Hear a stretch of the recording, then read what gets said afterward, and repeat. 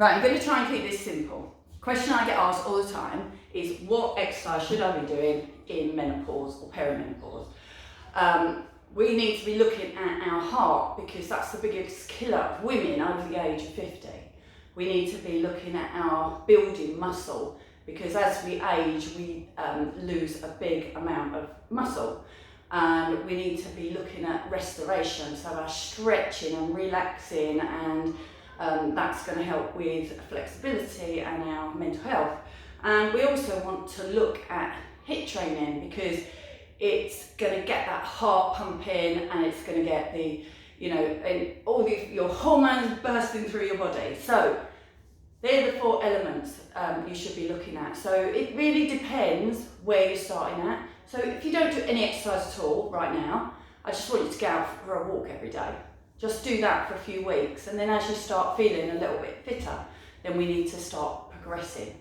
If you're already fit, if you're an athlete and you're training 10 days in a fortnight, then I want you to look at maybe, reducing the intensity of those workouts and doing a little bit less high intensity workouts and more training to your heart rate.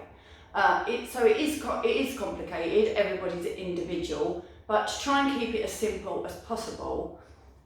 For most people, if you're already going to the gym a couple of times a week and you walk the dog every morning, you've probably got a pretty good level of fitness.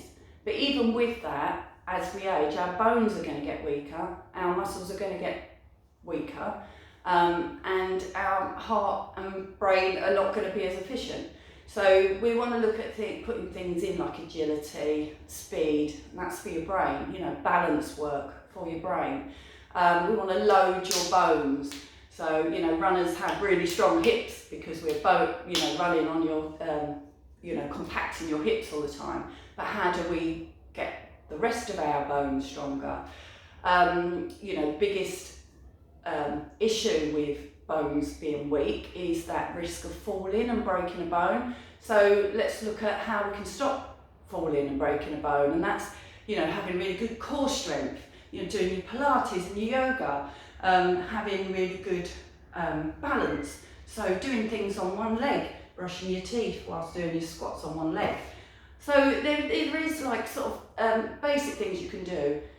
Most women aren't lifting heavy enough weights. So you've got your little 3 kilo dumbbells, which is fine. You get a nice little workout, you're in body pump, and it's quite a lot lightweight, and you're doing 100 reps of this. But actually, you could do a much better workout in half the time just by increasing the weight. So I'm now rambling. If you want more information, you want me to do some programming for you, then